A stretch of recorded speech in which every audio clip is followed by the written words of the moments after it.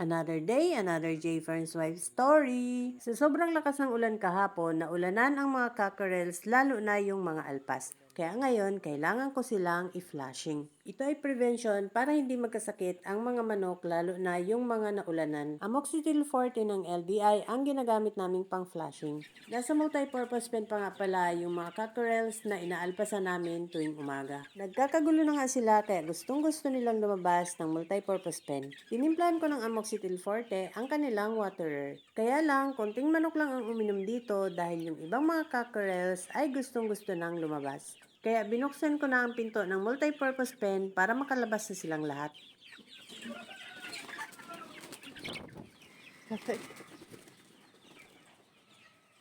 Kinuha ko na nga ang kanilang waterer at inilagay ko malapit sa kanilang patukaan.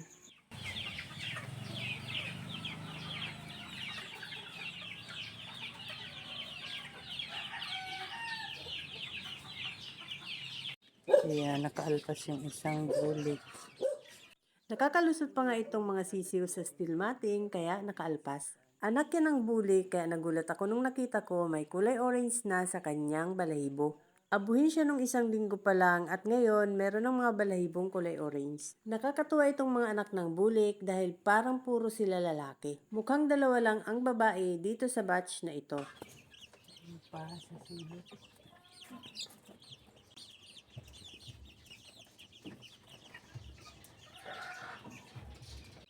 Ito namang mga sisiw na nasa folding ay nilipat ko na dito sa brooder dahil yung folding kanina nakita ko may mga langgam. 26 heads na lang ito dahil yung isang sisiw dyan ay mahina. Tubig na lang ngayon ang nilagay ko sa kanilang waterer dahil kahapon ay vitamins ang kanilang ininom. Alternate ang pagpapainom namin ng vitamins para hindi agad tumapang ang mga sisiw. At para hindi sila lamigin, nilalagyan namin ng tabing ang brooder. Nilagyan kong tabing at natakas. Pag makalpas na naman, lumilipad. Halos isang linggo na nga hindi nakakapunta si Jayfern sa Manukan, kaya sa cellphone na lang sila nag-update ng tao namin doon. Masaklap nga ang nangyari dahil nakaalpas itong stag at yung broodcock naming nakatali ay nadali. Sobrang saklap na pangyayari at sana hindi na talaga maulit. Pumunta sa Manukan si Jayfern para kuhanin niyang manok na nakaalpas para dito namin alagaan sa bahay at baka kung ano pa ang mangyari pag nandun lang sa Manukan. At ito namang mga stag na nasa range area ay talaga namang malalaki na. Pwede na nga i-harvest ang mga ito, hindi pa lang maasikaso ngayon ni Jayfern dahil busy pa siya ngayon.